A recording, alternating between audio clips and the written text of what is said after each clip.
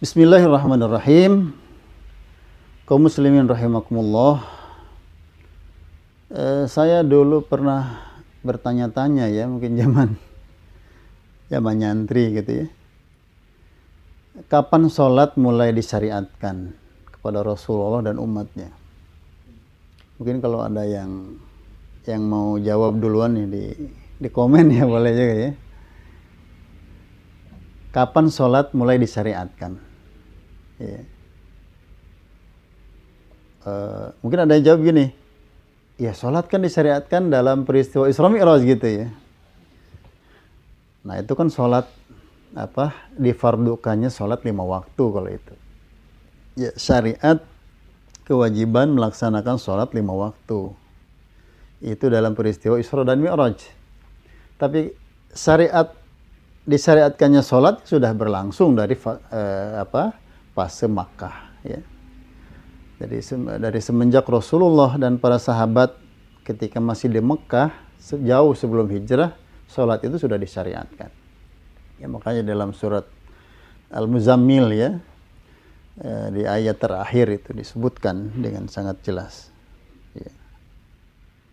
Mungkin ada orang bertanya, apakah waktu itu sholat ya sudah menghadap ke kiblat yang sekarang ini, yaitu ke arah Ka'bah ya.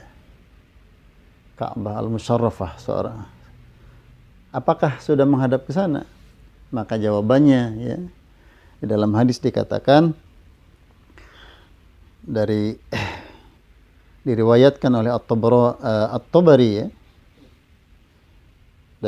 di dalam kitab tarikhnya dari Imam Qatadah, beliau mengatakan kanu ya, Rasulullah dan para sahabat yusalluna, mereka melaksanakan sholat nahwa baitil maqdisi, yaitu menghadapkan wajahnya ke Baitul Maqdis atau Baitul Muqaddas. Di mana itu? Yaitu Masjidil Aqsa di Palestina. Ya.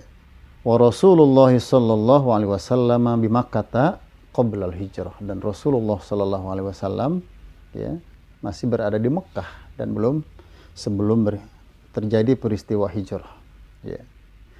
Jadi dari sini kita bisa mengambil kesimpulan bahwa ya kiblat pertama umat Islam itu adalah Baitul Maqdis, adalah Masjid Al-Aqsa ya. Sebagian ulama mengatakan seperti Imam Ibnu Taimiyah ya, mengatakan titiknya di mana gitu kan, Masjid Al-Aqsa itu luas, itu titiknya di mana? Beliau mengatakan titiknya adalah ya di Qubatus Sakhra gitu. Jadi titik intinya adalah di Qubatus Sakhra. Jadi kalau dalam peristiwa Isra Mi'raj itu ya itu kan belum terjadi peristiwa pemindahan kiblat kan ya.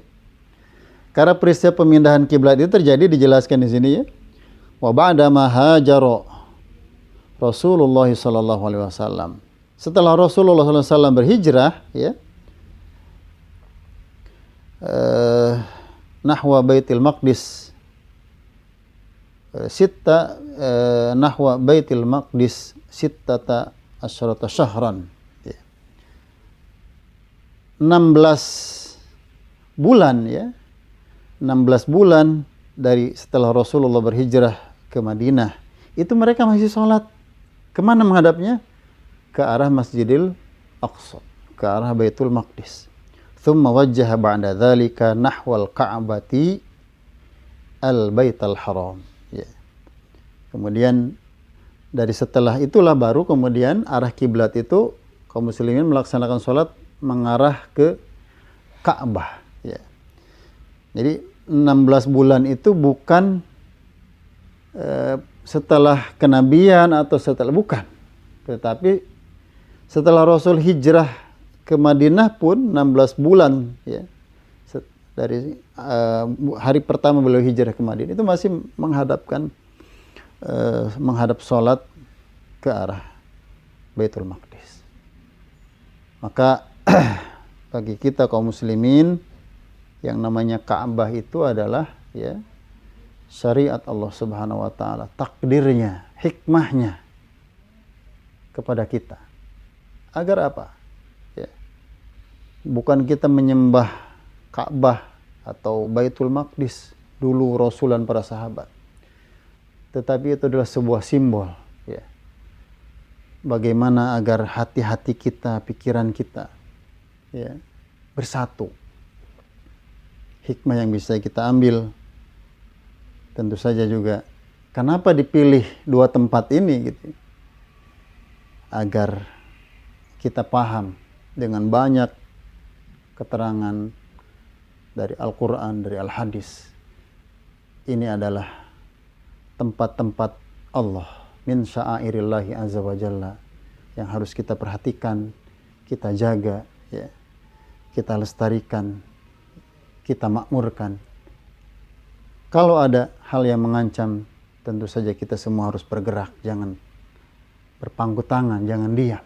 Dan jangan seolah-olah kita mengatakan kita nggak bisa melakukannya. Iya kalau sendiri, tapi kalau rame-rame, berjamaah, insya Allah apa yang sudah Allah takdirkan bisa kita jaga, bisa kita pelihara, dan kita bisa lestarikan, dan tentu saja menjadi sarana taqarrub kita kepada Allah Subhanahu wa taala.